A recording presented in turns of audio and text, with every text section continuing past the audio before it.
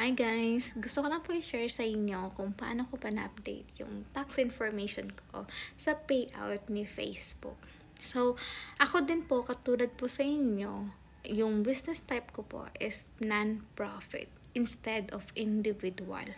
So, ayun na nga po, hindi ko na po magawa ng paraan, hindi ko na po ma-edit.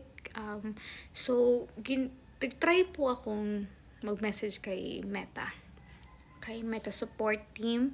Kaso nga lang, binibigyan nila ako ng steps. Ang steps nila is to update the tax information.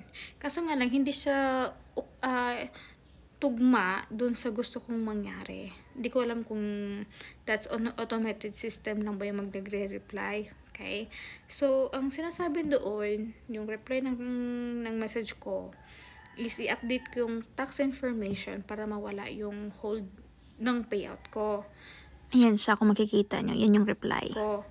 So, hindi nga yun yung gusto kong mangyari. Kasi gusto kong mangyari is, i-change ko yung business type from non-profit to individual. Kung makikita nyo, grayed out na siya, di ba? Okay. So, wala akong nahanap na sagot. Nakailang ulit na po akong mag-message kay Meta, na high blood na ako ng todo. Gusto ko nang give up. Kasi nga, pag nag-add tax information po kayo, no, makikita niyo po dun, kailangan mong mag-send ng tax information or ng tax form doon via mail. Okay, via mail. Papadala mo sa United States. Kung makikita mo, yan po yung address niya.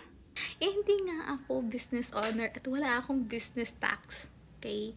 So, kinalikot ko po yung pag-a-add tax information, kung sino-sino na po yung message ko. And then, one time, nagsumanggi lang sa utak ko. Kasi, kung makikita niyo po sa screenshot, ito po, no? Diba? Business type. Out po yun. Sa ilalim po, yes or no po yun. So, i-click nyo lang po yung no. Okay, click nyo lang po yung no kasi you're not United States.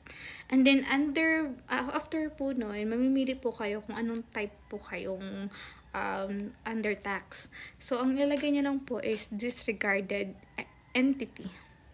Okay, again, discarded or disregarded entity. After nun, may question pa siya ulit. Okay, so yung question sa ilalim, no po yung isasagot nyo doon kasi hindi naman kayo taga-US. And then, after po nun, may sagot po ulit sa pangalawang sagot po dun. Ang ilalagay nyo po, instead no, lagyan nyo po siya ng yes.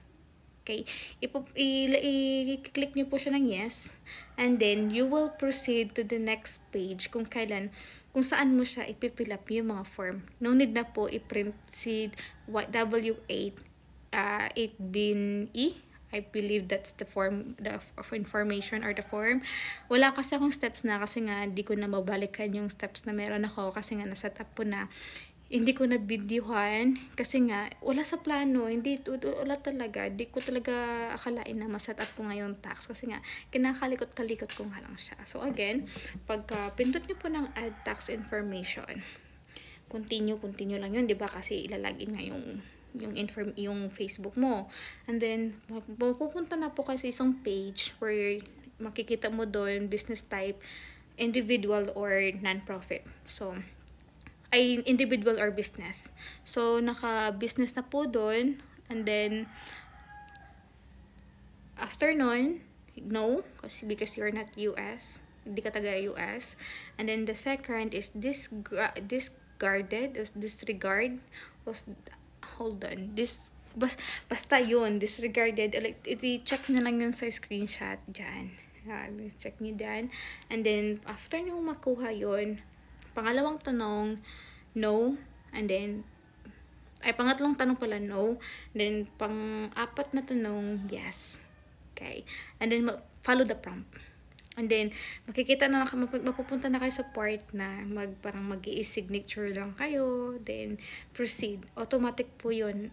Verified na po kayo as W8, 8BIN-E royalties. Okay? So, I hope maka-help po to guys sa inyo. Ito kanina pa itong punyetang kanina pa itong yung pilik mo to eyeliner ko, basang-basa pa, hindi maganda.